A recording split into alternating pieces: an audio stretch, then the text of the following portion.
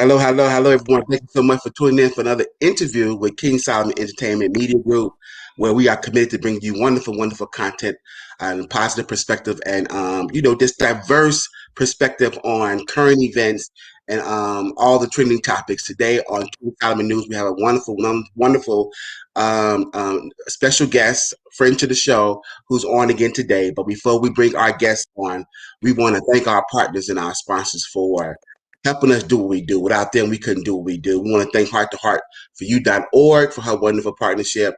We want to thank Tommy Washington Therapist Group for his wonderful partnership, GQ Automotives for his wonderful partnership, as well as Dr. Amanda J. Physical Therapy Massage Group, Physical Therapy Group for their partnership as well. If you are interested in partnering with us, please connect with us on our official website, KingSolomonEntertainment.tv, and we will let you know how to connect with us. If you guys have not subscribed already, please take this time, subscribe and share. We thank you so much for your support and for your subscriptions. So we thank you guys for all of the comments and the inputs that you guys have been showing us on all platforms. We're on Twitter and YouTube, same name. You can see it right there in the title. We're on Facebook, King Solomon ENTCO, as well as Instagram, King _Solomon _ENT _CO _. Connect with us, comment and share. Let us know how we're doing. Thank you guys so much. And so we are excited to have a friend to the show, former city councilwoman. She is a politician, a woman of excellence, just an activist. Now she's in the nonprofit sector. We are so happy to have back with us Miss Jan Perry. Hey, how are you? How you doing? Good. Always good to see you. Always good. We anticipate you coming on, your perspective, and just the wonderful, great information that you empower us with. Because this platform is definitely designed to empower people with, the correct information that could change their lives, that can make a difference in their lives, from business to trending topics and to just being a platform of information that we definitely don't take lightly. And our guest that comes on to give us wonderful, wonderful insight. And there's no exception with you today, being on our platform today to share with us about the current plight and the current climate of the Biden administration.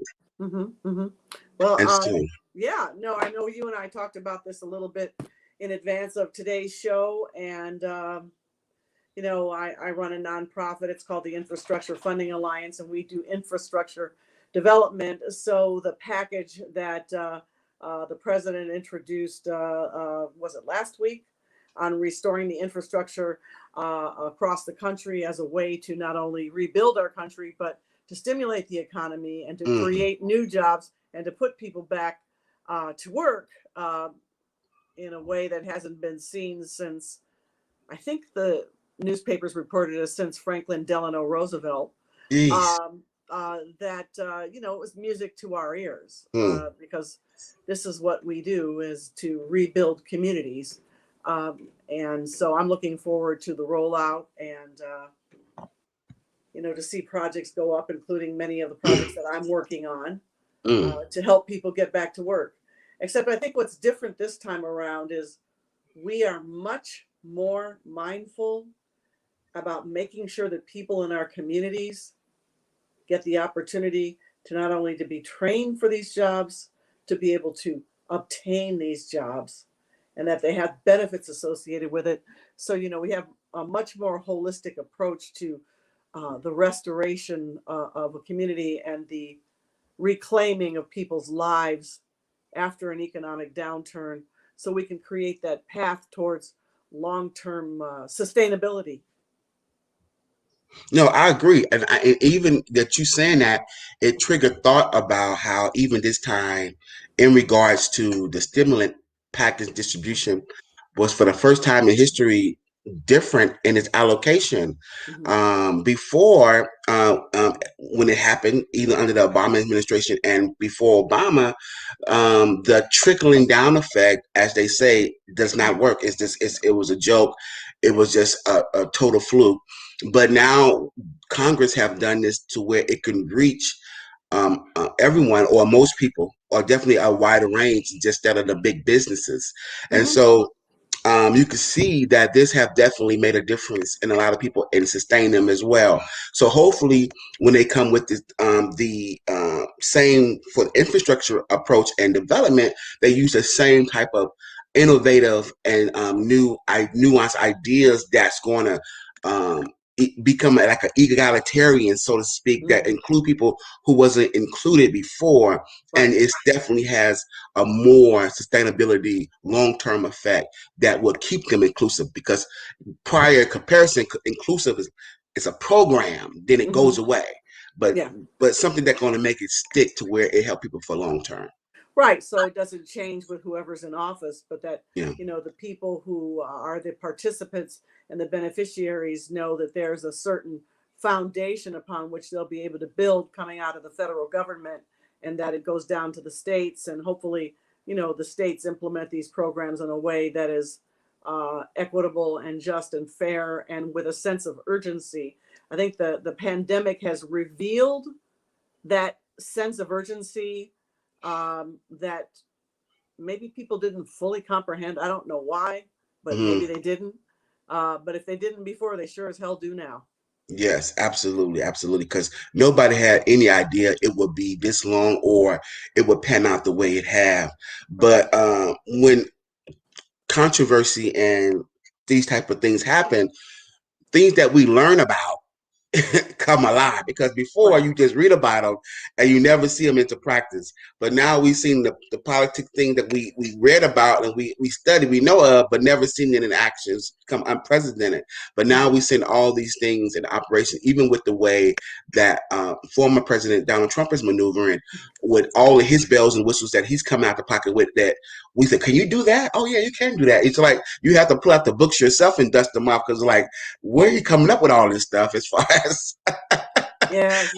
tactics to Yeah. to continue to lay down his argument of why he should be and and all this stuff. So it's crazy that You know what you I get to say? see all this stuff I come say, alive. just turn the page. Let's go to the next book. Okay. Yeah, no, Yeah. no. Yeah. Well, yeah, some people are not good with defeat or just with decency. So I don't know what the issue is, but hopefully we continue to move forward with the Biden administration and the Harris Mm-hmm. administration, Mm-hmm. that we can see some real change come about. And so one of the things I wanted to ask you is that with the Biden plan, Mm-hmm. is there any skepticism? Do it so far? Do this sounds good on paper, or is it doable? Because some people say it seems kind of far fetched. Which part seemed far fetched? Well, just how you're going to implement a lot of the policies that he's trying to implement on the local level. How he's going to actually pull that off. Well, obviously, I think he'll experience some challenges in areas that are red states. For example, with Republican governors who have control over the state legislature. I mean, look what just happened in Georgia. If you want to Hmm. know what a nightmare looks like, that's a nightmare. Okay, Yeah. okay. The whole package of voter suppression initiatives supported by the governor. Or take a look at Florida, again with a Republican governor. So I don't think I'm skeptical about what Biden is trying to do.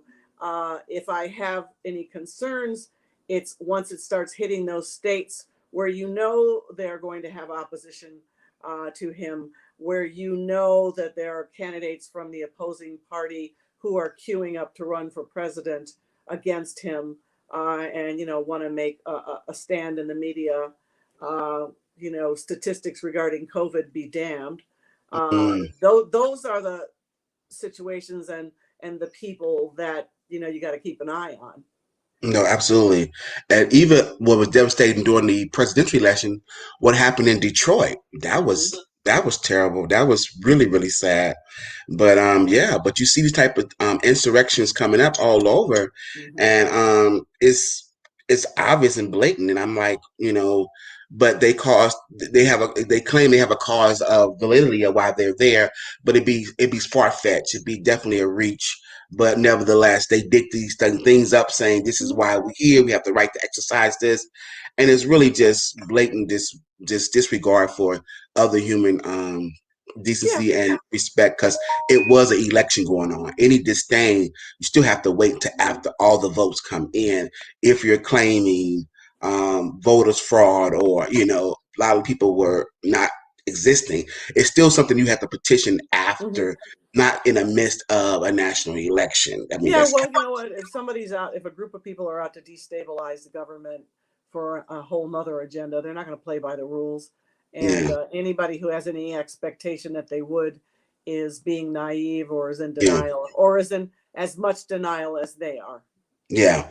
And on that note, what do you feel about in that regard? What do you feel about the electronic voting that everybody is doing?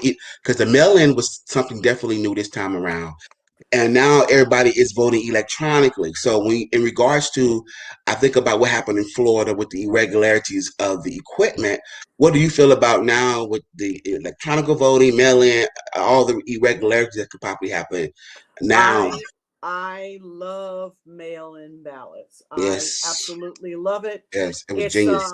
and what I love is not only can you take your mail-in ballot, you can take it to a drop box. When I voted the last time, I drove my ballot over to Norwalk to the registrar recorder and put it in the box in front of the building, because I knew security guards sat right inside the door there so that nobody could mess around with the box. Mm, And to my delight, when I was there, there was a line of cars waiting to do the same thing. So hmm obviously, it's a good low tech solution. mm, Um, the only issue is, for maybe seniors who have difficulty driving or may not drive, then you get into that whole struggle about making sure that there's enough drop boxes in people's hmm communities so they can get it to the drop box. And as you know, in Georgia, for example, they tried to cut the drop boxes back to one, and I think the governor of Texas cut back the drop boxes. It's some ridiculous, huge state, and it's usually, I'm sorry, county. It's usually a county that has a high concentration of African American and Latino voters, because they won't articulate it, but they don't want Black and Latino people to vote in big But numbers. but not just articulate, it's the hypocrisy for me, because you watch behavior and you think about playing it back. And so, unbeknownst to us, like Biden said, they agreed upon the Mm-hmm. rules prior to. This mail in was genius. I mean, it was absolutely Mm-hmm. genius, because Mm-hmm. it spoke to prior disdain of Right. irregularities of all of the shenanigans that had Mm-hmm. happened and continues to happen during these last three elections. So it was a somewhat a resolve for the Republicans to ease Right. their mindset of, let's do something about it. And Mm-hmm. so that was genius. And on the opposite side, he probably didn't think it was going to be effective as it would be, or whatever he was thinking. He had the rebuttal in place to counter, act that. But Mm-hmm. again, we see in that behavior aligning the picking up a post service postal. They was picking up the actual blue, what they call the mail. We dropped the mail in. They was picking those up, Uh-huh. Yeah. and they was getting rid of a lot of them. You know what Mm-hmm. I'm saying? Mm-hmm. So unbeknownst to us, we like, the rumor was the post office was like closing. It was closing up a lot of post office. So the rumor was that because the post office was downsizing, that's why Mm-hmm. they was picking up Right. a lot of the Oh yeah. mailboxes. Yeah. Yeah. Okay, And but that's when now you post. see that they Mm-hmm. were stopping, because the mail, it was going to be a mail in. Mm-hmm. So he was stopping us how many people have access to go drop off the mailbox, to the Right. mailboxes. You Right. have to. Right. So, Right. but Right. it Right. was Right. it was actually good that you drove to the nearest local government entity anyway, because you needed that type of Protection. security and protection. So yeah, but you could see the behavior of that was really towards voter suppression, of not giving people access to the voting, Absolutely. make it harder for them to go drop off a mail in order. But yeah, Yeah. these type of behaviors, like you say, is these type of shenanigans. And so even with him still trying to come up with a reason of, still fighting this thing, it's really absurd, and it's, you know, taking advantage of the process of that we have here, and just the voters and America's money, really, Right. because it's like you're wasting money, Right. and it's like you don't, you have to get behind. the government and what we majority believes. And so once you've been defeated, you have to fall in line. You have to, Well, accept that with sportsmanship, and come. You got another turn. You could possibly win in the future, but nobody's, good luck with that. yeah, well, we're talking about a special case. But in the Yes, it's midterm okay. elections, we're going to have to work even harder, vote even Yes, more, make sure even more people vote. Since now, I guess in Georgia, it's a crime to give somebody water while they're standing in line. yeah, So we're going to have to make sure they get hydrated before they stand in line, yeah. because it's going to Pack be a a big lot. fight. It's going to be a Yeah. fight. Hmm. No. Yeah. Yeah. So as far as our local government here in California, Hmm. we do pretty good. We could do better at coming out locally more, because we definitely need to come out, raise the numbers locally for Yeah. our local officials. And so, what are some of the things we can do to get the word out to get people to come out locally to vote for the local elections? Well, I'm not sure. I don't understand why people are very upset about homelessness on all sides of the issue, and you would think that that would be enough to cause them to get out and vote. And I guess we're going to have to see, because you got the midterms coming up, so it's not tied to a presidential election, and then you got some council seats coming up in 2022, and you got a mayor's race coming up. So, there's an opportunity for great change. And you would think that people would want to grab at that change, since so many folks seem to be very angry, frustrated, and feeling helpless and hopeless. And the amount of people who are living on the street continues to grow every day. So I don't quite understand why that isn't an issue that would cause people to come out and speak out and make their imprint through the ballot box. Yeah. And in regards to candidates, lots of times people won't galvanize themselves because it's really lesser two evils. It's nothing really to come out for. And I'm saying this with all due respect, but I know we're moving away from Hmm. party support and more issue prone. Right. But as someone on the outside looking in, if I want the admiration or the dream of holding an office, something as high as city council Hmm. or as mayor, I that should be the people first introduction of me running for a mayoral candidate. Like they should have some record of you doing something great on a smaller scale or just being involved in something. I think last time people don't know these people work within a party or in their bagging, and they may be Hmm. well known within that. But to go out and meet the people support, they don't know you. They don't Well, I even. think that's really, you need to keep talking, and we talk, and you talk to other folks and do it on YouTube. It's really more about the voters educating themselves, and we have to keep telling the voters, you need to know what this person is all about. What has this person done?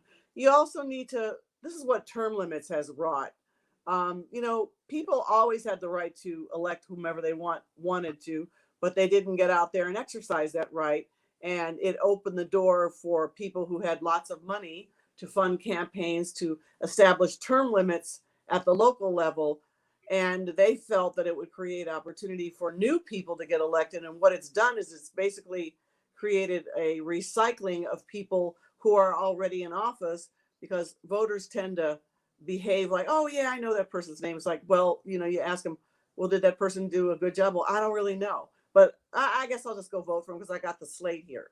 And they take the slate with them to vote, or they put the slate on the table when they're at home and they just check the box. And then they end up getting the same person they had for the last 10 years, 15 years, and they're mad all over again. They don't know who to call. And I mean, I say it to people almost every day because I still get calls from people asking for help. I was just texting somebody about 40 minutes ago about a homeless encampment, and who do they talk to? And I said, well, try your councilman. I don't know who that is. It's like, why don't you know? You got to work at this a little bit. You got to work at this a little bit.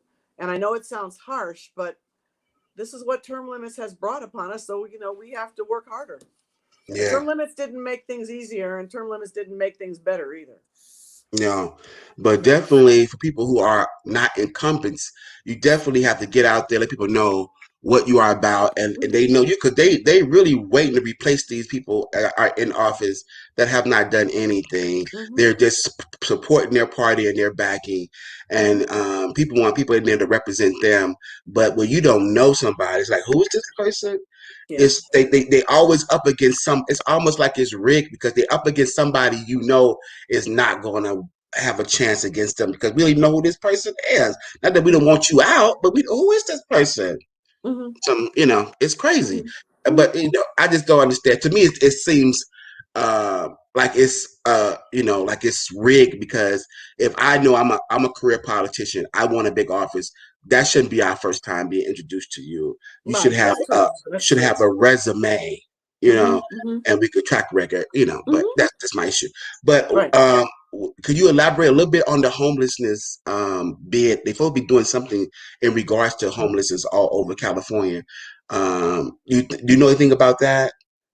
I don't know about any one particular initiative. I mean, I know about a lot of initiatives and some of the things that we're working on to create a funding stream to be able to build a pipeline for beds and social services and transitional housing and permanent supportive housing. Mm, And it's a funding stream that can't be touched or redirected to use to balance a budget elsewhere. It's something that will be devoted utterly and completely to the issue of homelessness.